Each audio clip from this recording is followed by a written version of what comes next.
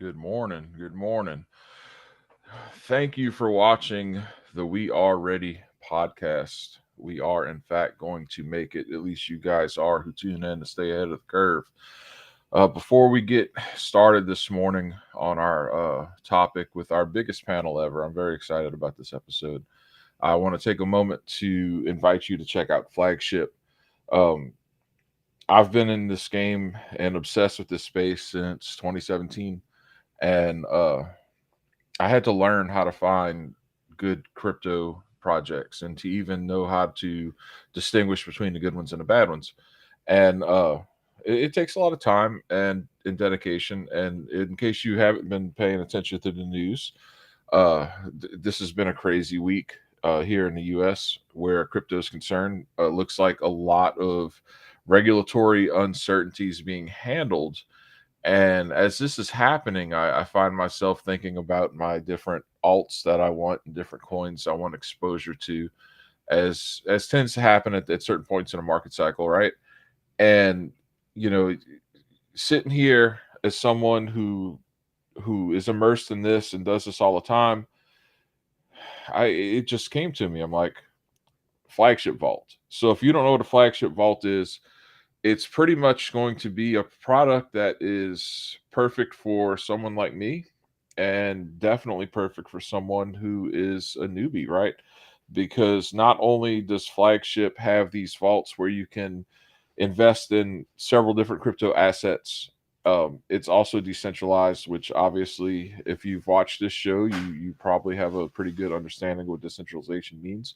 It also appeals to me as this seems to be like it's going to be the kind of product that does quite well, especially in this next bull market. That will, I'm fully convinced, be the biggest one we've ever seen. And so definitely check it out. There's a lot of good research there. Every crypto asset that Flagship puts in their vaults has a captain of this outpost where you can just find just tons of good information about what you are potentially wanting to invest in. So do yourself a favor, check it out. Flagship is a name that if you haven't heard it yet, you're going to be hearing a lot from Flagship soon. We're going to have an episode here soon where we get some of the guys from the team to come talk on the panel. I'm looking forward to that. That's going to be a lot of fun. But today, let's go ahead and start bringing our guest in and get on today's topic, which is going to be the future of NFTs. Um, Before the news really broke with all the SEC, Ripple stuff, all of these things, you really started to hear that narrative about how NFTs are dead again, just like you hear the narrative that Bitcoin is dead or Ethereum's dead or crypto's dead. If I had a Doge for every time that I heard that since I've been in this space, I'd go take a vacation today. It's just that simple. So I wanted to bring on some experts to talk to you all, talk to me, because I just feel as though this is market cycle. This is just peak bear mentality, and at the most basic level, NFTs aren't dead just because of commercial applications alone. Period. Get away from everything we know about it. Get away from, you could perhaps make a case that things like the Bored Ape Yacht Club were manufactured hype and this, that, and the other, and that NFTs may never do that again. I wouldn't even go so far as to say that because this is still a highly speculative market. But are they dead? Absolutely not. But don't take it from me. Let's talk to some experts. So I'm going to introduce you to some of these people on the panel. We have a great friend and great friend of the show, Jim from This Is Number One. How you doing today, man? Great, thanks, man. Good to be back here, Jack. Oh man, glad for having you today. Um, before we go on, do you want to say anything you got brand new going on? You guys have been working so hard. I mean, I've got so many things going on at the moment, but just in terms of what you're saying about, are NFTs dead? And like you said, commercially, we all know that there is so much. The tip of the iceberg is actually what most people's understanding is of NFTs. I think that's why people always said Bitcoin was dead as well, because I think it's just people's sometimes narrow view of what it means. And I think with NFTs, you can't really blame people who are not involved in the game for believing that NFTs are just a bunch of JPEGs. And so I think, we are all feverishly working behind the scenes to show people what can actually be done. But an NFT is effectively a passport, passport level security for whatever you want it to be, for something that's totally trivial, or for, a passport one day. It's all possible. So I think, it will become clear to people. We don't need to worry too much. No, I don't think so. Julian, man, it's a long time no see. I've met Julian back. Well, it's now the Bitcoin Startup Labs. Julian always struck me as being a very driven, very optimistic, passionate, smart dude. So I'm honored to have you on the show today, Julian. Why don't you tell us a little bit about yourself and what you got going on? Hi, thank you for having me, Jack. So, yeah, I'm personally coming with an urban development background, and urban development is always about sharing utilities between inhabitants, like the people of a city. And I feel like, yeah, there is definitely a lot to do with blockchain in that space. NFT, the NFT that we know nowadays, it's really the blooming of something that will definitely become bigger when it will be more widely adopted. And so I'm personally focusing on sharing utilities through the NFT. I think that if we could find a way to democratize the access to something that inhabitants of cities are using every day in their daily life, and commodities, that will be a great way to distribute NFTs among a city. So that's what I'm currently working on. That's so cool, man. And that's why I'm so excited to do this show, because who the hell's going to find out about this stuff if we don't talk about it? The stuff that you're working on right here that you just talked about, that's things that big publications and influencers won't be talking about for months potentially. That's very cool. Good kitty. How are you doing today? I am doing good. How are you doing? I can't complain. Got a little bit of a cold, but the show must go on. Yeah, indeed, indeed. Tell us what you're working on. Right, so I'm sort of taking a sort of broader view of, I don't have a specific project, but I founded the Bitcoin Art Collective, which in a nutshell serves as a platform for artist connection and art discovery, with the ultimate goal being to dismantle the barriers of the traditional art world, a world that I've been involved with for quite some time. And I've done this to provide a space which, or where ultimately all art is equal. So that's my main focus, both across NFTs and ordinals, is to bring artists together, bring collectors together, and give more exposure to what I believe is something that's going to profoundly change the way we work in art. Very cool. And I dig that, because lowering barriers to entry is basically what Bitcoin's all about. It's one of the things you can just boil down, is a important pillar of what we're trying to build here. And that's very cool. And art, I definitely want to get into that a little bit later, especially when it comes to Bitcoin and art. And I want to run a few things by you. But thanks for being here today. This is going to be amazing. And Elan, sir, why don't you tell us a little bit about what you're working on? Tell us a little bit about yourself. Sure. My name is Ryan Klein. I'm the founder of NFT Bridges. We're building a set of bridges to move liquidity between chains in the form of NFTs. And we're doing it by providing infrastructure for collections, basically on all chains, to be able to mint cross chains, and for collectors to be able to monetize their NFTs across chain. Because right now, usually when you buy an NFT, up till very recently, you were locked in the chain where you bought it. many times, even in the market that it was in, because it was the only one. We want to try and actualize the value of the NFT market, which right now is locked. And all the numbers that we see kind of prove it.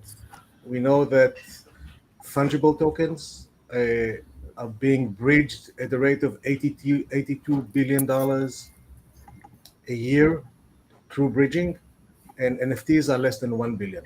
So we know that they're locked, and we are unlocking them and the value that they represent across chains. That's very cool, man. And it's true that the future's multi-chain. I believe that. I believe that the consumer of the future is not going to know whether their digital asset or their app or whatever. They're probably not even going to know what blockchain it ran on or originated with. They're just going to use it, right? And bridges are an important part of that. So that's really cool. I appreciate it. Last but not least, we have a wonderful artist from Stacks Australia. If you're unfamiliar with the Stacks chapters, it's a pretty cool incentive for people to form communities in their local geographic region and help spread awareness and understanding about stacks and Bitcoin and so forth. And Yetta, thank you so much for joining us. Just out of curiosity, what time is it over there right now? It is now about 12:30. Thank you so much for staying up late to hang out with us. I appreciate it. I set an alarm to make sure in case I kind of snoozed off or something. That is so cool. Tell us a little bit about your art, what you do, even a little bit about Stacks Australia, if you don't mind. Yeah. So I am an NFT artist. I've been in the space maybe just a bit over 12 months, but fine-tuning my art over the last 6 months. I was lucky to be part of the Woman web tour, that which was a bunch of women, or it was about 8 of us that all came together. We didn't know each other. We had only spoken to each other on Twitter. We all connected and ended up doing this tour from upper North Queensland, picking up each other along the way, and making our way down to Melbourne to the NFT Fest.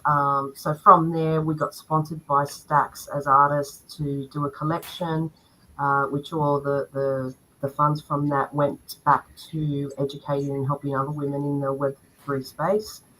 So now I'm actually employed by Stacks Australia as well as their graphic designer, doing all the socials. We do spaces weekly. And I've just been spending a lot of my time educating and making people more aware of the processes as a new artist. So as I've got support, it's allowed me to support other new artists in the space. That's what I've been doing, a lot of onboarding, a lot of educating.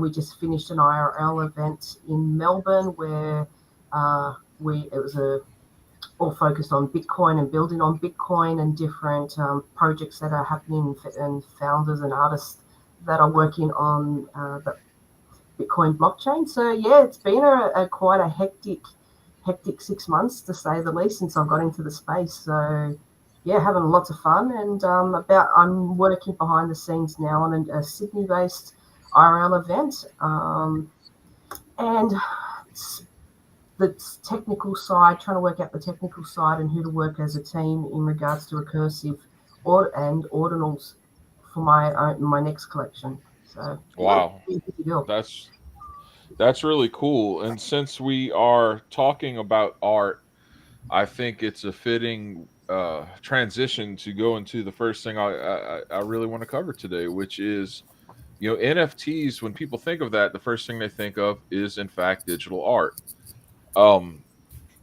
That people think, there's that old thing. Oh, well, right click save. Ha ha ha. That's a NFT, whatever.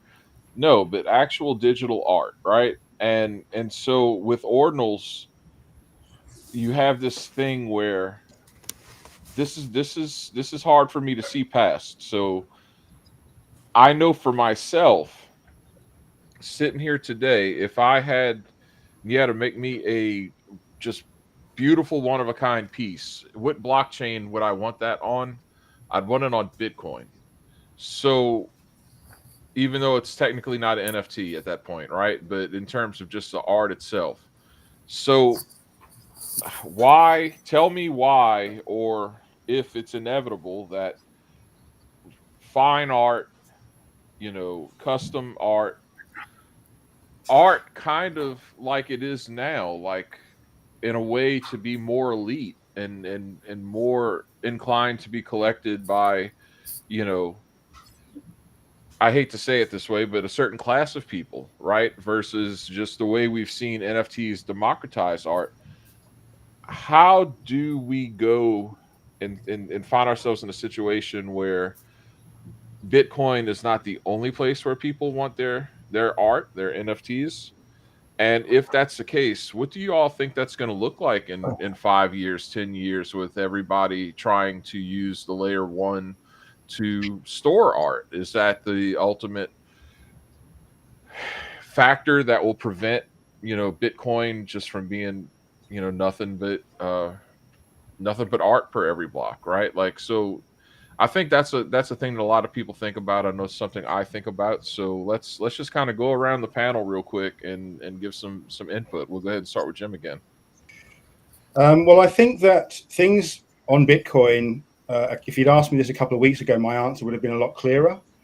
But because things change so quickly, and because of the differences that things like recursive ordinals make, it's become more of a grey area for me. I'm not entirely sure. I certainly see there is obviously room for a layer two. Layer two has so much to give beyond what can be achieved without smart contracts. I mean, the whole reason that Ethereum blew up was because of smart contracts. It wasn't just because of NFT storage. Right.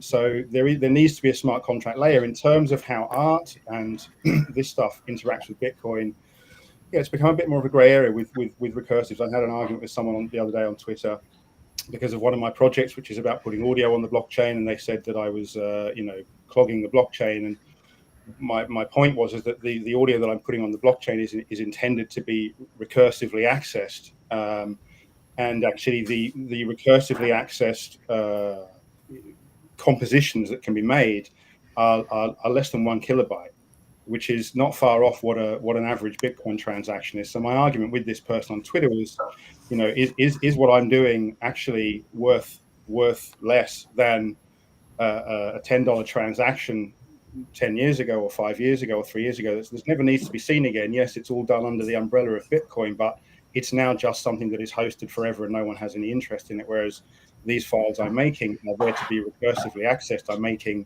recyclable, things on chain. So I do think that you just got to keep an eye on this space, on how it evolves. But certainly we are looking for the way to create some real utility between layer one and layer two. I think when the excitement of ordinals kind of dies down a little bit, the utility is going to return.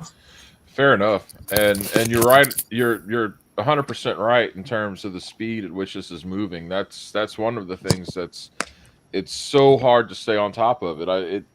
As fast as crypto moves, it seems all of the movement around ordinals has been double that speed almost. Julian, do you have anything you want to say about what you think in terms of art's future as just Yeah. winding up on Bitcoin or NFTs? Yeah, I could say something. So it's true that arts definitely represent the biggest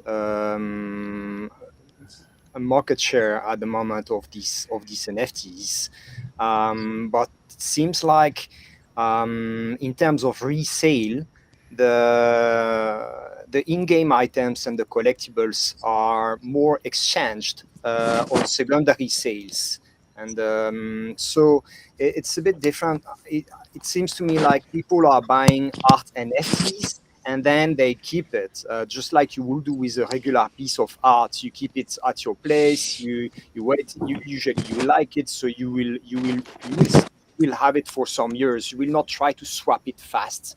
While when you play a game, probably the in-game item NFT, you will swap it much faster than what you will do with a piece of art that you like. So I'm not sure that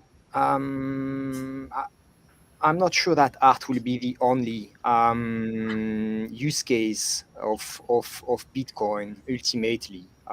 There is much more things to do with that, and we will see at some point how the use will settle probably on different industries. Cool. I think that was a good point too, especially bringing up in-game items and so forth, because that's going to be a massive area of growth for NFTs. I have no doubt about that. Elan, do you have any thoughts on this part of the discussion, sir? Yes, of course. So, being representing a bridge, so I talk to many chains, not only other chains already have ordinals being deployed, and there's many who are planning to deploy them. There's already ordinals on BSV, there's ordinals on Litecoin, there's going to be ordinals on Dogecoin, and that's just the beginning.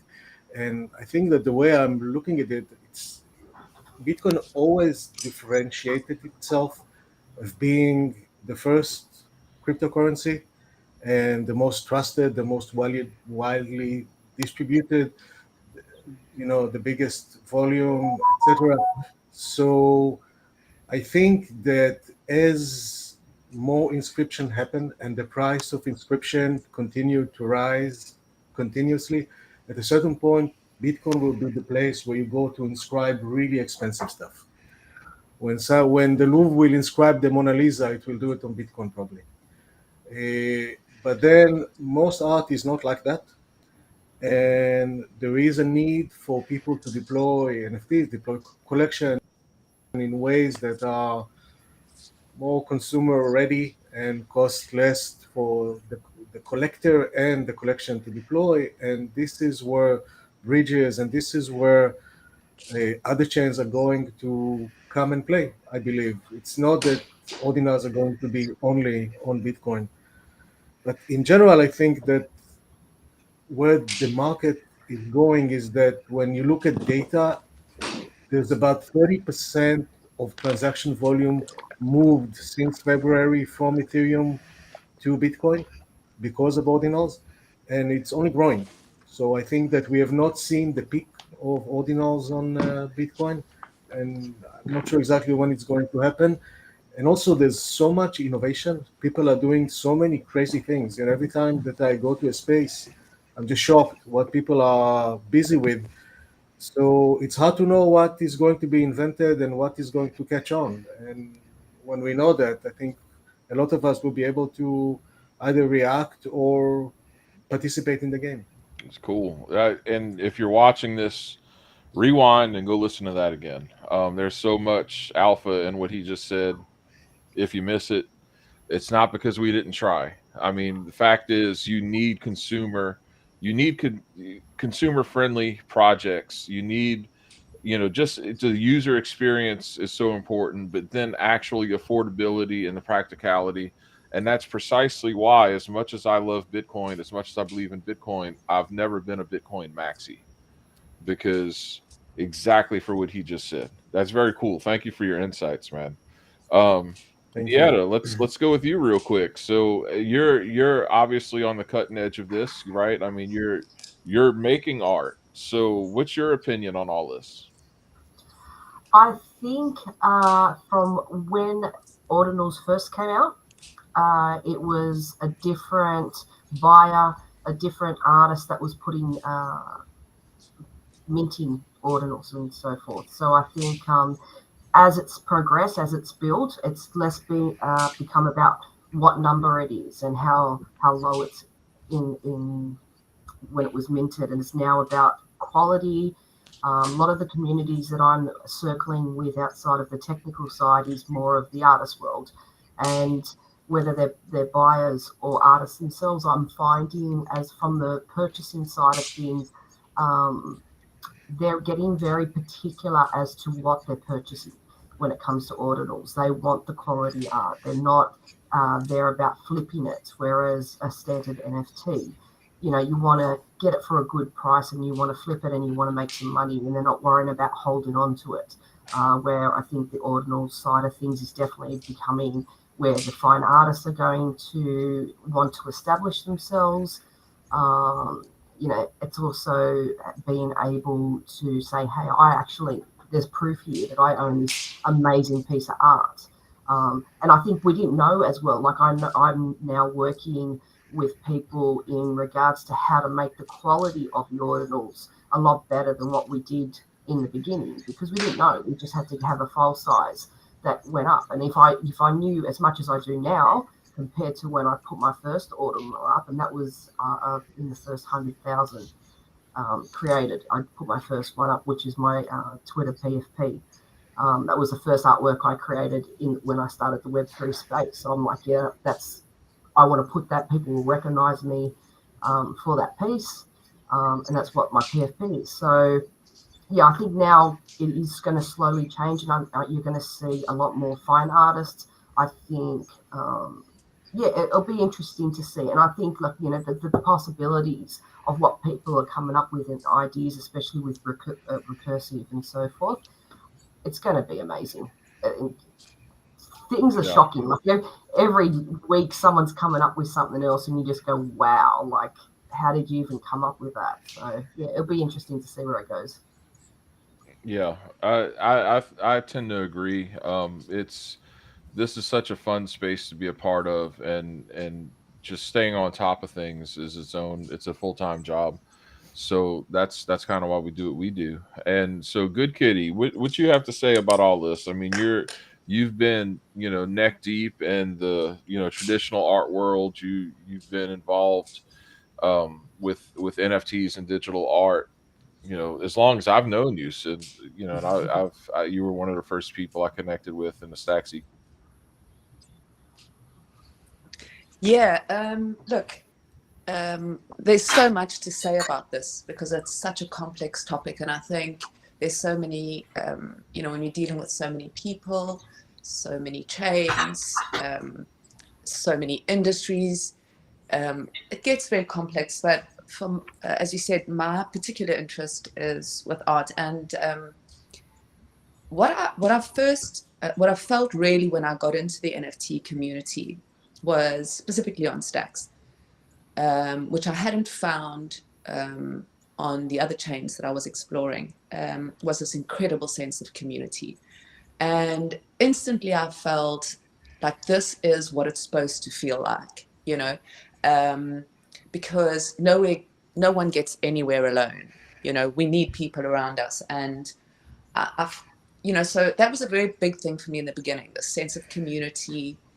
But at the back of my mind, I was always thinking about how things could become multi-chain, because that was also important to me, because you can't just have the same group of people selling the same things to each other, so it's important for us to explore what's out there. And I think Ordinals is going to help us to, or help bring all the chains together in a way that I don't think was possible for us to think about just 6 months ago, and my interest is in both NFTs and Ordinals, because obviously they both have a very significant role to play when we are talking about transformation in the traditional art world.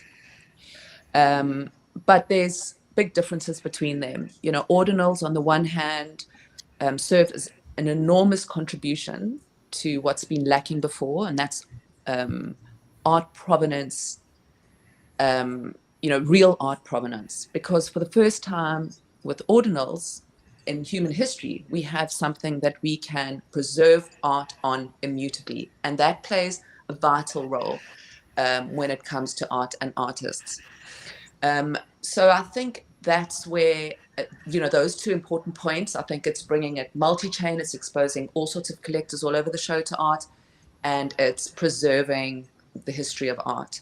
But at the same time, we just can't ignore the importance of NFTs. I mean, we've seen it die down a little bit in the last couple of months with this surge of interest in Ordinals, and that's just to be expected. We all know in this industry, things go up, things go down. I call it breathing in and breathing out, because that's really what it is. And so Ordinals, to me, are a great solution for established artists who potentially have greater exposure in place, and even access to the necessary funds required for them to create a collection. But when you're looking at emerging artists, it's a completely different game.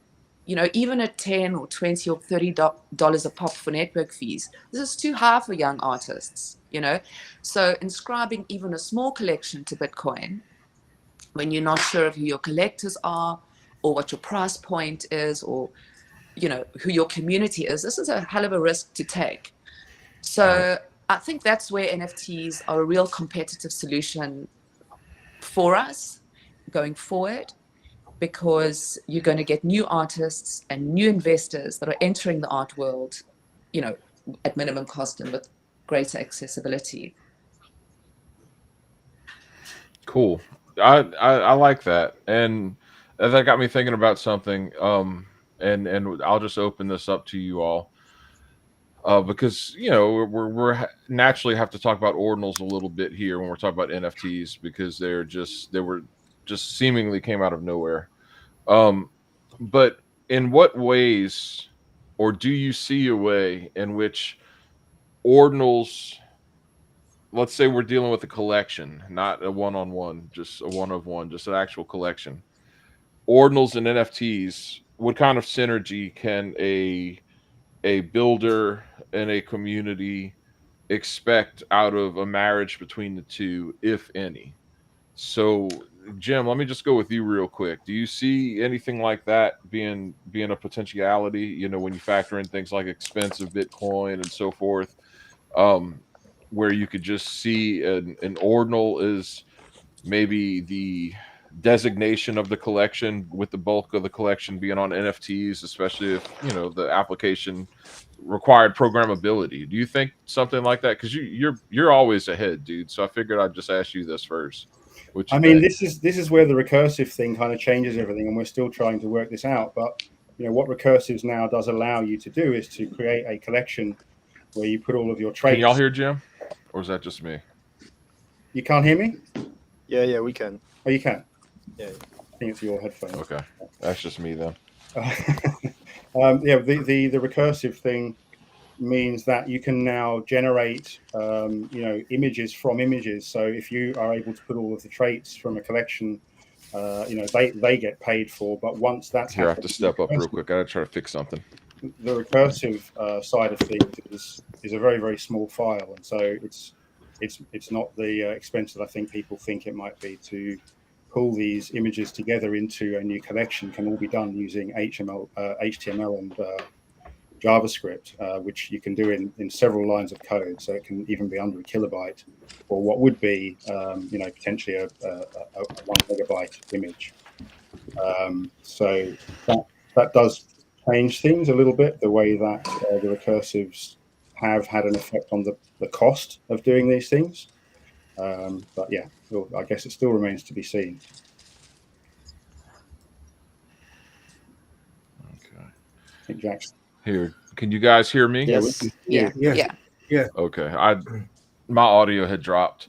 Jim, I'm sorry, man. It looked like you were giving a great explanation, and I didn't catch any of it. It's all good, man.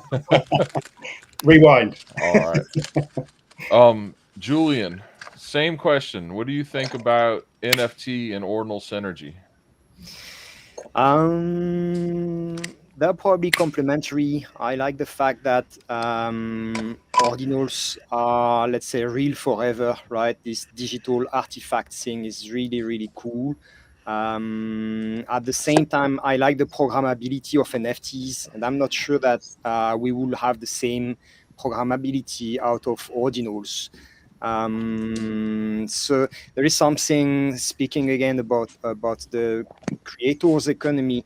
I think that maybe I've read recently that the creator royalties was somewhat not convincing anymore, because it seems like speculators tend to, let's say, bypass this fee that's being sent to the creator at the sale. And I think that this is really something that should be enforced at the smart contract level. The embedded creator royalty is really big for all the economy, because the whole thing is being created by the effort of artists or other kind of creators. And I really like this idea of building a long-term passive model onto what's being built on Bitcoin. So yeah, I would say that if there is an advantage for me, it will go to NFTs because they have this programmability and so the possibility to nest some kind of tricks like the embedded creator royalties. Yeah, and I think the royalties are important. I don't even fully conceptualize why that was ever a point of contention. I mean, if I'm going to buy something or sell something and I don't get, I look, if I want to use an exchange, I'm already having to give up, pay extra to use that exchange. Why shouldn't the artist be paid? I mean, this is one of the things that really is important, and like you said, enforced by smart contracts. When you take artists in general, I mean, artists tend to get taken advantage of. I mean, there's so many people in the middle of artists to collector that get a cut, and that's what we're trying to do with this technology. We're trying to eliminate the middleman, so to speak. So I think that's a very salient point, and I appreciate your input there. Elan, do you have anything you want to say about this topic, sir? Yeah, I mean, to what Julian said before, it's really hard or impossible right now to enforce creators' rights or payments through smart contracts, because if I release a collection today and I'm selling it on Jim's market, but the minute I release it and people buy, they can sell it in other markets, and those markets can decide if they're going to put the artist share there or not, and there's no way to enforce it. You know, when I did the artist collection in 2021, immediately, like the same day where we released the collection, it was started selling on other. We released on Gamma, on other markets, and I actually had to reach out to those markets and kind of ask or demand that they will honor, you know, the agreement that we made with the artists who made it, that they will provide the revenue, and they were all nice and did it, but you could see a scenario where they decided not to. Right.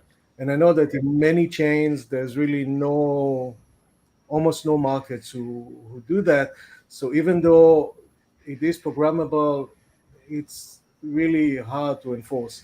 In terms of ordinals, there's no way right now to put any royalties on ordinals, as far as I know. Right. So if you sell it, that's it. You made one sale and that's where you have it.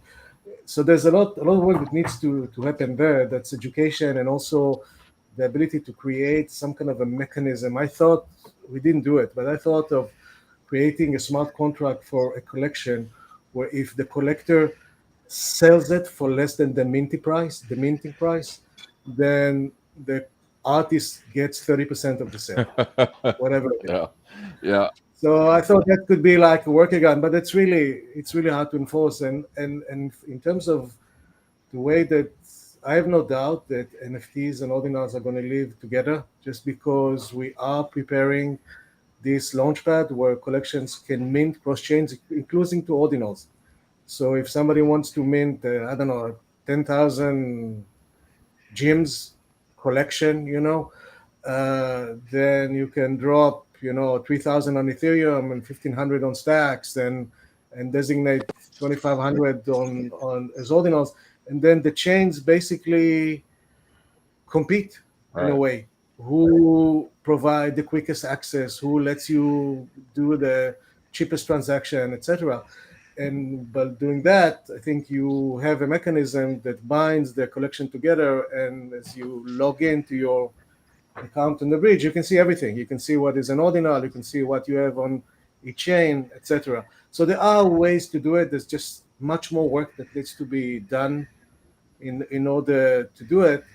But the way I look at ordinals is that really it is for the kind of blue chip art stuff that's going to be, you think it's going to be really expensive, and then you spend the money to do it. Another way to do it, and that's what we are promoting, is that you can actually go and mint your connection on Stacks, which is really, really affordable. It's really inexpensive to do it. And then you can allow people to bridge. Right. And then everybody who wants to be an ordinal pays for their own transaction. And then the artist doesn't have to do it on their own, don't have to take all of the risk. That's brilliant. That's absolutely brilliant. I love the concept. I see where you're going, and it's dynamite. Definitely keep in touch so we can talk about this more at a later date. This is going to be a pretty big deal. Nieta, how about you? Synergy between ordinals and NFTs. At the moment, it's very much an area that I'm starting to research and look into it myself, especially when creating a brand, creating how people recognize your artwork and your brand together. So there's little ideas which I most probably can't even articulate because it's still really scattered in my brain how I want to make those work. So if most artists out there, we get an idea and then it can go like an octopus and it's got like so many different versions. So that's kind of where my head's at the moment. But like you could see, like, say, for example, a founders project that could have like the ordinals being an OG kind of position, and then an NFT on a different chain, or even on, say, for example, you got ordinals and then you mint one on Gamma, which is a standard NFT. That could be like the second phase, and they just have different value depending on which ones that you purchase. So I think there's lots of ways, but as I said, like, I'm literally in my research stage right now. And I do look like, because my first brand IRL was a brand, and you can see on the screen, Chrissy's Island Family. That brand was created with Christine Anu, who's an Australian music artist back from the 80s, 90s, and so forth. And that brand got awarded an ARIA nomination and a Deadly nomination here in Australia. So now when I'm starting in this space with the Web3, these are really big questions, when you're talking about royalties, when you're talking about, because when you're dealing with brands that big, you're always got to worry about, when it comes to licensing agreements. The artists, the creators, be lucky to get 5% of what they created half the time. Right. And so definitely there needs to be something that we're looking at, that the person who created and the creators are actually seeing more return for what they're creating, because it's sad to see that these big corporates that might have the teams and have the certain know-how, which an artist can be just a simple artist. They're brilliant at their craft, but they don't have, their brain doesn't even think in the level of the technology side of it. So to ask them to use HTML code and do all this, it's just not going to happen. Some are great, lucky them, they can work it out. But I think it's really going to have to be an important conversation and something that needs to be developed to make sure that they are definitely keeping some money in their own pocket when they're creating. 100%. I mean, that's in my mind, that is the issue. Because if we're sitting here fighting for a new world, essentially, if you just get right down to it, this culture that we're immersed in is only growing. It's only getting stronger. I believe that it's going to grow into the predominant culture, because our current culture is the product of fiat. And when you really get down to that level, you understand that obviously things are going to change. And art is what makes us human. I truly believe that. And artists need to be able to make a living. They need to be able to produce their art. It's one of the greatest injustices in the world. So if we're going to say fix the money, we're going to fix the money so it's actually more equitable for everybody. Well, let's also fix this thing where people have to just take all of their creative energy, all of their time, just trying to survive. And you have artists who cannot be nearly as prolific as they used to be, right? And And this is one of the ways that, you know, great artists from history had patrons, right? And this is just a carrying on and making that reality for our new age. And 100%, the royalty issue in and of itself, there has to be a way to make sure that these royalties are protected and honored. And I think that we'll see that come to fruition. Things are just moving so fast. Good Kitty, what say you? Yeah, it's funny you said that about patrons of the arts, Jack, because I'm busy working on this project that I said I was working on. It's called the Decentralized Renaissance, and it's about taking the sort of principles of decentralization and combining them with those of the Renaissance, where you had patrons of the arts, and how do we bring that into this current art world? So I just thought it was funny you mentioned that, because it is something I'm working on. But I think to cool. Your point, I think when it comes to creator royalties, as somebody who's sort of worked in this and has fought for this in real life for a while, one of the biggest problems there is when you're looking at an emerging artist. First of all, as I said earlier, you know, this person can't afford to inscribe. Not only that, he can't really sell his work for huge amounts of money. He needs to discover what his price point is. He needs to learn who his community is. And while he's doing that, and while that's growing, initially he's going to be selling his work for maybe $50 or whatever it is. But during his lifetime, and that lifetime where he has a finite number of artworks that he can create, and I'm talking specifically now about, you know, one-on-one fine art as opposed to generative art collections, you know, they're not churning these things out multiple times a month. So traditionally, artists, and I mean, we've heard of many stories in history where artists, you know, are not able to sustain their careers, and oftentimes we don't get exposed to the incredible art out there because it's not sustainable. And when I came across this idea of a new economy, the creator economy, where an artist could go on to earn from his work multiple times during the course of his career, it really struck home to me, you know, because what a wonderful thing to do, to think that your children can still be earning from what you created, you know. So it's extremely important for me that we continue to fight for creator royalties and explain why they are so important. It's not really just about making $1 off your next sale. It's about a lifelong commitment to art, and how, as that artwork goes up, so should your earnings go up with it. You know, if originally if you sold it for $100 and it ends up being worth $1,000 or $1 million, you know, there should be something there, I think, for the artists. So I think probably that is important. And then I think NFTs as generative projects exist beautifully to build communities, you know, those fun things that we've all been hanging around and playing with for the last couple of years. But when it comes to fine art, I'm interested in discoverability, right, of art. And as a curator, I'm not going to walk into Christie's and look for an artist to represent, or an artist to expose, or to break down barriers. And I liken that to what a Bitcoin ordinal is, because that is, you know, the cream of the cream. Right.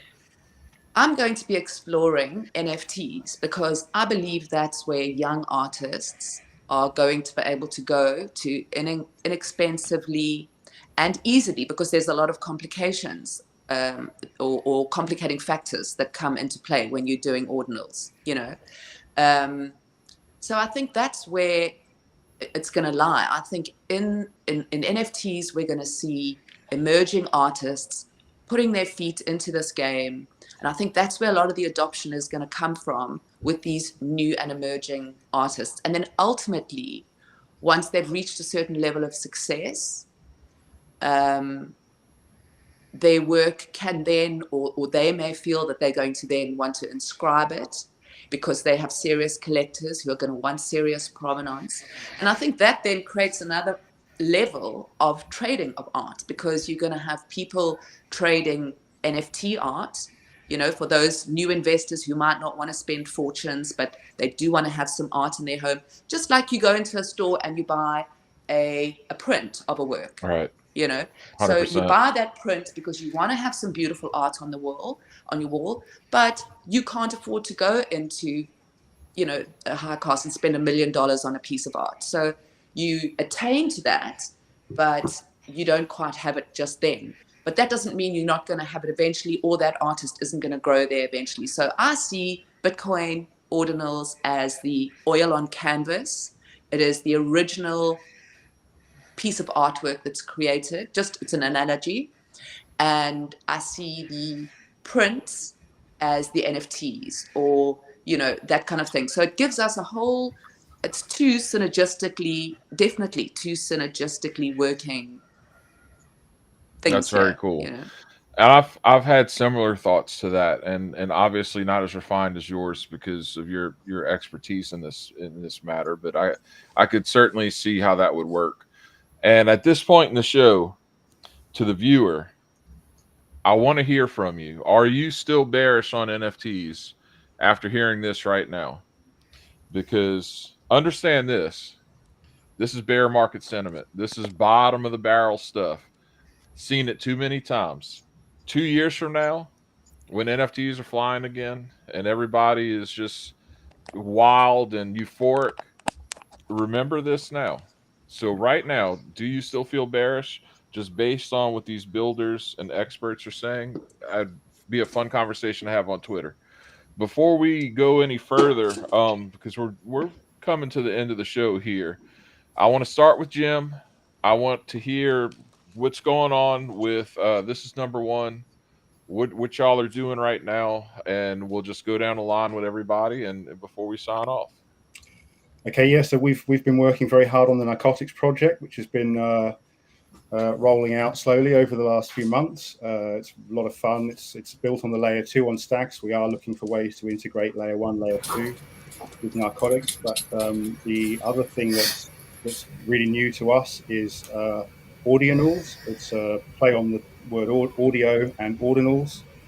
And that also is something really worth looking at. We're building a layer 1 audio layer on Bitcoin for recursive accessing of individual sounds for turning into new songs. And in fact, on I think Thursday next week, I'm going to launch the inaugural live from Bitcoin, which is going to be several DJs actually mixing new songs directly from the sounds from the blockchain. So yes, stay tuned for that. It's going to be quite an exciting event.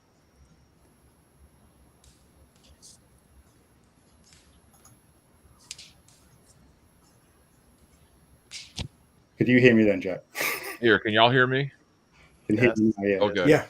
Sorry, Jim. Still didn't hear a word you said, man. You're just gonna have to DM me after this. I always need to hear from you.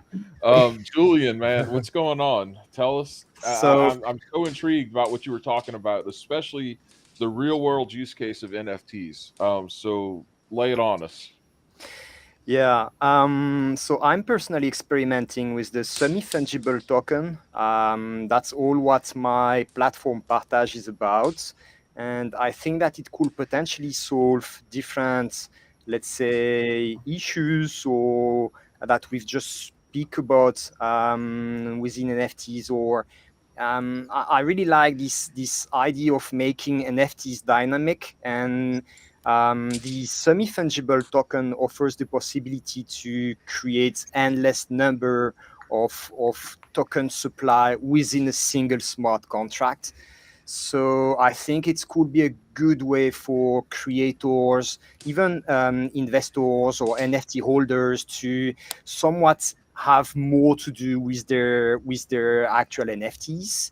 And so I focus on this format, the semi-fungible token, for utility NFTs. That I will try to use that as a means to democratize the access to shared utilities. Man, that's cool. And as you go along, same thing. Keep in touch. Would Sure. love. I love to be able to bring people the stuff that they if well, it's so hard to get exposure in this space, and so there's so many people doing so many cool things. Um, Stay in touch. I want to have you back on and talk about this some more one day. With Um, pleasure. Elan, how about you, man? Anything else you want to tell us about your bridges before we go off the air today? Sure. We are preparing to bring both bridges that we have right now to mainnet, and we are starting to work on our next year project, which is writing 12 bridges in 12 months and connecting an additional 12 chains into the infrastructure. We are creating our own NFT collection, which we intend to be the first one to go multi-chain at day one, and accompanying it with the BRC20 token that people will be able to get just by using the bridge. So we're really busy. Very cool. Very, very cool. I think that's awesome. I'm looking forward to seeing Thank you. this develop for sure. Nieta, how about you? Parting words. Parting words. Well, thank you for having me, guys. So basically, yeah, what I'm really focusing, taking some time now to focus on my artwork, because I have been very heavily involved, as I said earlier, with building the Stacks community here in Australia with Gordon and Sam and so forth, which is really important to me because, as Kitty said before, like it's the Stacks community, Bitcoin community is growing so much right now, and it's so warm.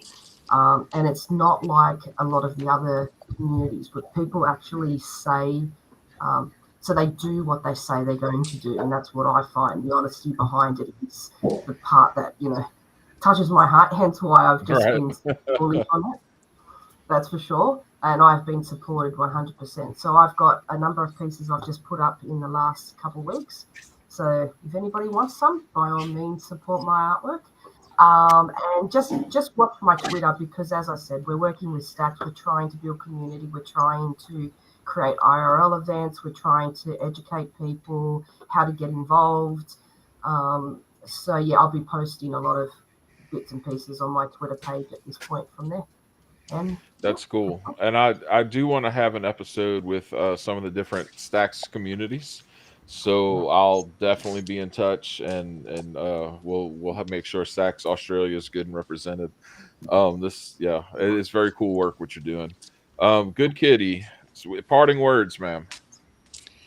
Yeah, I just thought I'd share with you a couple of things that I think NFTs have done for some of the artists that I'm working with, which couldn't have been done in the real world. The first one is an artist called Arno Carstens. He's been working for sort of 20 years on his art. He's quite well established here in South Africa. But within kind of days of releasing his first NFT collection, we were approached by Nulture shows who put together the shows at Bitcoin Miami and NFT NYC. And his artworks were exhibited on massive 9-meter by 11-meter screens, So just an extraordinary way as to how this can happen quickly and seamlessly, Also, Grim, she's a 24-year-old artist. She was at uni and not quite sure where she was going to go with it because she wanted to be an artist, but it just felt like an impossible thing to do. And I chatted to her and approached her to do a collection. And to date, she's got a number of collections out there, and she was recently exhibited, her acrylics on canvas were recently exhibited in an exhibition in London. And that took under a year to achieve after she had been battling for, since she was 16, trying to get into art. And the final one is I'm very interested in something else I'm starting called Bitcoin Kids. And the first artist I got on board is an 11-year-old boy. He's a digital artist, and he's got 2 sold out collections now on Stacks, and was taken into an online gallery as part of one of their cohorts, and this happened in 6 months. So this is just examples of how extraordinary NFTs are for emerging artists or people who want to break into the scene. So I am so excited about them and working with them. Yeah, that is so cool. I mean, that's what it's all about: eliminating the barriers to entry, giving people a chance to do what they were put on this earth to do. That's a beautiful thing. I dig that a lot. And with that all in mind, I do want to thank all of you for hanging out with me this morning. Especially when it's really early in the morning. I appreciate that. Thank you all for coming. I hope you all enjoyed the show. This was a lot of fun. It was very educational. I might be biased. I went into this. NFTs aren't dead. I remain convinced that NFTs aren't dead. And so I'll leave that for the audience to decide. Thank you all for coming. I'd love to have all of you on back again. And thank you so much for watching. This is why we do this. So thank you. Good day. And I'll see y'all around. Thank you very much. Thank you. Bye. Thank you so much. It's been great. Thank you, everybody. Bye. Bye-bye.